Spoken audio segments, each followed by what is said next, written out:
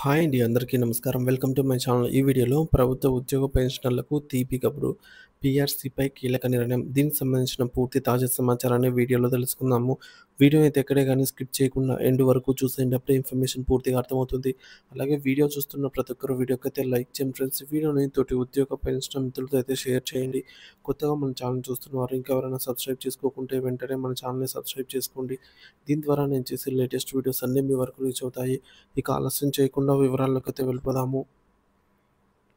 Friends ఇక విషయానికొచ్చినట్లయితే ఉద్యోగుల సమస్యల పట్ల రాష్ట్ర ప్రభుత్వం అందిస్తున్న ఉదాసీన వైఖరిపై తెలంగాణ ఉద్యోగ సంఘాల ఐక్య కార్యాచరణ సమితి జేఏసీ తీవ్ర ఆగ్రహం వ్యక్తం చేసింది. ఇచ్చిన గడువు ముగిసినా ప్రభుత్వం నుంచి కనీస స్పందన లేకపోవడంతో భవిష్యత్ పోరాట కార్యాచరణను ఖరారు చేసేందుకు ఈ నెల 19న అనగా రేపటి రోజున అత్యవసర సమావేశానికి పిలుపునిచ్చింది.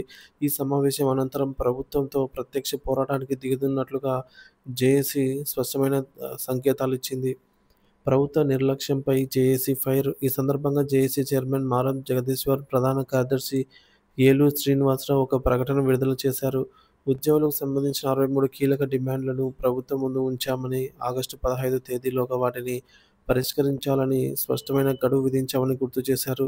మా డిమాండ్లలో ప్రభుత్వానికి ఒక్క రూపాయి కూడా ఆర్థిక భారం కలిగించని సమస్యలెన్నో ఉన్నాయి. కనీసం వాటినైనా పరిష్కరించాలని ఈ విధంగా ప్రభుత్వానికి సోయ లేకుండా పోయిందని చెప్పేసి అంటున్నారు. దీన్ని బట్టే ఉద్యోగుల పట్ల ప్రభుత్వానికి ఎంత చిన్న చూపు ఉందో అర్థమవుతోందంటూ ఇది ప్రభుత్వ ఉదాసీనతకు పరాకాష్ట అని మారం జగదీశ్వర్ జేఏసీ చైర్మన్ అయితే తెలిపారు. ఉద్యోగుల సమస్యల పరిష్కారం కోసం ముఖ్యమంత్రి రేవంత్ రెడ్డి మొదట ఉప ముఖ్యమంత్రి బట్టి విక్రమార్క, మంత్రులు శ్రీధర్ బాబు, పొన్నం ప్రభాకర్‌లతో మంత్రివర్గ ఉపసంఘాన్ని, ఆ తర్వాత ఐఏఎస్ అధికారులతో మరో కమిటీని ఏర్పాటు చేశారని, కానీ ఈ కమిటీలకు ఉద్యోగ సంఘాలను పరిష్కరించే సమస్యలను పరిష్కరించాలనే చిత్తశుద్ధి ఏమాత్రం లేదని వారు తీవ్రంగా దుయ్యబట్టారు.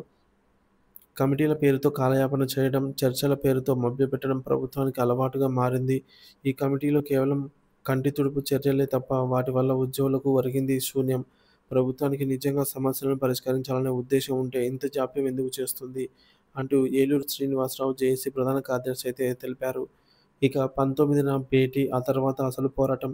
ఈ నెల 19న హైదరాబాద్‌లో జరగనున్న జేఏసీ అత్యవసర సమావేశానికి రాష్ట్రంలోని అన్ని ఉద్యోగ, ఉపాధ్యాయ, పెన్షనర్ సంఘాల ప్రతినిధులను ఆహ్వానించారు. ఈ సమావేశంలో ప్రభుత్వ వైఖరిపై సమగ్రంగా చర్చించి అన్ని సంఘాల అభిప్రాయాలను తీసుకున్న తర్వాతే తమ భవిష్యత్ కార్యాచరణను ప్రకటిస్తామని నేతలు స్పష్టం చేశారు. నల్ల బ్యాడ్జీలతో నిరసన నుంచి మొదలుపెట్టి దశల వారీగా ఉద్యమాన్ని ఉధృతం అవసరమైతే సమ్మెకు కూడా వెనకాడబోమని వారు పరోక్షంగా హెచ్చరించారు. ఈ సమావేశం తర్వాత రాష్ట్రంలోని ఉద్యోగ వర్గాలకు, ప్రభుత్వానికి మధ్య ప్రత్యక్ష ఘర్షణ వాతావరణం నెలకొనే అవకాశం ఉందని రాజకీయ విశ్లేషకులు భావిస్తున్నారు. సో, ప్రభుత్వంపై ఉద్యోగ జేఏసీ అల్టిమేటం 19న భవిష్యత్ కార్యాచరణ ప్రకటన. ఆర్థిక భారం లేని సమస్యలను పట్టించుకోలేదు. ప్రభుత్వానికి చిత్తశుద్ధి లేదు. జేఏసీ చైర్మన్ మారం జగదీశ్వర్ గారైతే చెప్తున్నారు.